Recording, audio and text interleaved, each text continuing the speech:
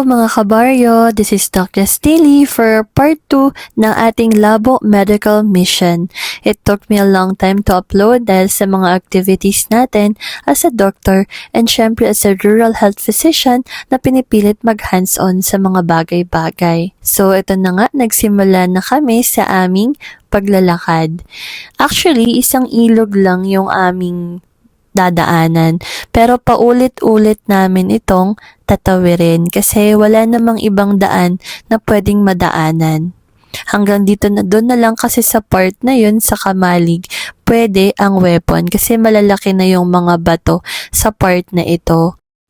So, sanay tayo sa mga malalayong lakarin, pero hindi tayo masyadong sanay sa pagtawid sa ilog. Madudulas din kasi yung mga bato.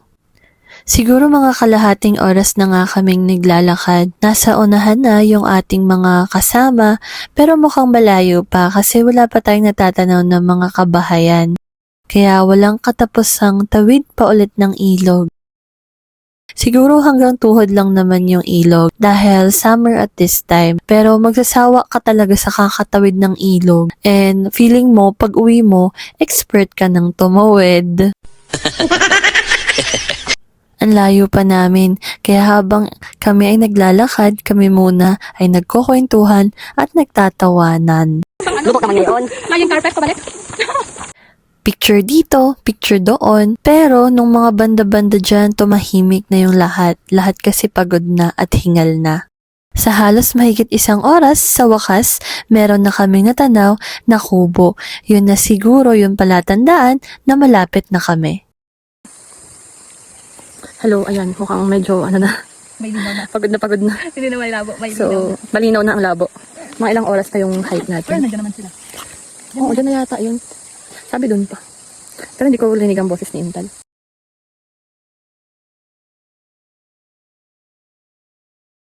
Ayan, so hello! So nandito tayo sa Sitio Labo, Barangay Conrazon, Bansud Oriental, Mindoro. So this is your Doc Jessa, your Doctor sa Barrio. So, 2 oras kaming sumakay sa weapon, mga siguro, we started mga 6:45 and then mga 10, siguro 8:30, nasa Kamalig na kami. So that's like 1 to 2 hours. Wait, hindi pa natatapos doon. Pagkatapos mong mag-alog-alog sa weapon, meron ka pang 1 hanggang 2 oras na lakad. So, madaming tawid ilog yun. So, mga 10. 1, 2, 3, 4, 5, 6, 7, 8, 9, 10. So, hindi naman siya ganun katarik. Pero super layo niya talaga. Tinitingnan ko sa mapa, pero mas malapit pa yung Biangdang. Although ang Biangdang ay ano na siya talaga, paahon na talaga siya. Etong sa Labo ay magabaybay ka pa ng ilog. So, yung ating mga nakasalubong ko kanina. So, nagulat na sabi, pupunta ng Kamalig dahil bibili ng bigas. So, bumalik naman sila and maya-maya ay isa-start na natin yung ating program. So, last year, nasa Kamalig na kami for Filaria program. And for this year, at least ang Labo ay malinaw na, nakulayan na. So, I'm so happy sa, syempre sa help ng Barangay Conrazon and syempre sa suporta ng ating Municipal Health Officer, si Doc Mario Sales. Bagamat hindi po siya nakasama, pero he'll be here in spirit. So, ayun, ang ating programa for today is Puro Kalusugan. See you there! Nagpahinga lang kami saglit sa kubo na natanaw namin kanina. Mula doon, konting hakbang pa at tanaw na namin ng Labo Elementary School, kung saan matyagang naghintay ang mga bata na sumalubong sa amin mula sa gate.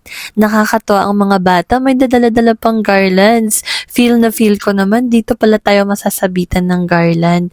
Salamat sa inyo, mga bata! Welcome to Labo Elementary School. Ayan, so bago tayo magsimula sa ating program, nagpahinga muna tayo saglit at uminom ng tubig. Agad na naming sinimulan ang programa. Una ay ang pagbabahagi ng health education and promotion. Mahalaga ang wastong kaalaman pagdating sa usaping pangkalusugan. Ang bawat staff ay nagbigay ng mga maiikli ngunit mahahalagang paalala. Nararapat nilang maunawaan ng mga serbisyong pangkalusugan at ang kahalagahan na kanilang makamit ang mga ito para sa kanilang kapakanan. Dapat, pag nagpangga kayo ng bulate, siguraduhin ninyo na yung inyong mga anak ay busog ang... Pagkatapos nga ng aking lecture, nag-umpisa na akong mag-check up.